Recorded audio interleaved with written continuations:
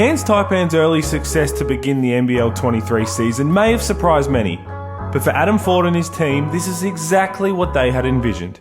Their unique style of play makes them one of the most exciting teams to watch around the league. They epitomise team basketball. Defensively, they're tough and physical. And offensively, they play loose and free.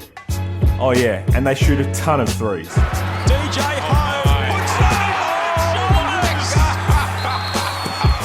Big time hit. It's the perfect recipe for success for one of the youngest teams across the league. But like any team on any given day, they've had many times where things just aren't going their way. But unlike most teams, these Snakes are just one quick moment away from instantly turning it all round. When that happens, it's game over.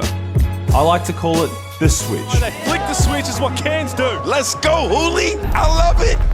You may have heard us on broadcast noting when they flipped the switch. It sounds pretty simple, but what exactly is it? Well, Adam Forde says that he's taken the philosophy from legendary Syracuse coach Jim Boeheim. He tweaked it a little, and his team is buying into it. This philosophy derives from Boeheim's iconic 2-3 zone, whereby if a team is having success against your style of play, instead of bailing the team out and changing it, you do the exact opposite. Ramp it all the way up. And that's exactly what the Cairns Taipans do. Let's take a look at some examples. It was round 7 against the Bullets, and with a little under 3 minutes to go in the third quarter, Tanner Krebs just hit his second three to set Nissan Arena alight. It capped off a momentum-swinging 15-6 run for Brisbane. However, instead of calling a timeout to settle his team, Forde was ramping it up on the sideline to his troops. Next play down, Majuk Deng sneaks behind the defense for a dunk, and the switch had been flicked. Then DJ Ho gets a block on one end and scores on the other. Then Ho gets another block and McCall gets to the hoop. An offensive board to Pinder leads to an open three to Ben Air, and the Snakes weren't done. A steal from Deng led to a bull-qual three. Another steal from the Snakes and a second effort from Deng, and all of a sudden the Snakes have gone on their own 14-0 run in just under 2 minutes of game time. That's the switch. Let's rewind even further, back to round 2. With 8 minutes 40 on the clock in the fourth quarter, Cairns found themselves down 10 to the Phoenix. In the remaining time, Cairns had 5 steals and held the Phoenix to just 4 of 13 from the field. It was all tied up with 2 minutes 50 to go.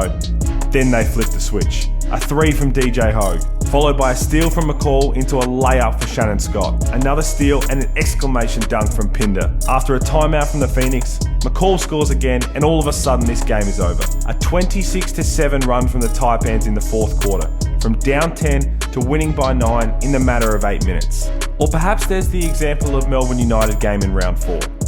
6:30 to go in the third quarter. Golding has scored to give Melbourne a 14-point lead. No timeout here. A Shannon Scott 3 in front of United's bench was the start of the explosion. A Hogue rebound leading to a quick 2 from Pinder, 9-point game. A steal into another breakaway layup, and United need a timeout to talk it over. A bit later, they turn it up even more on the defensive end.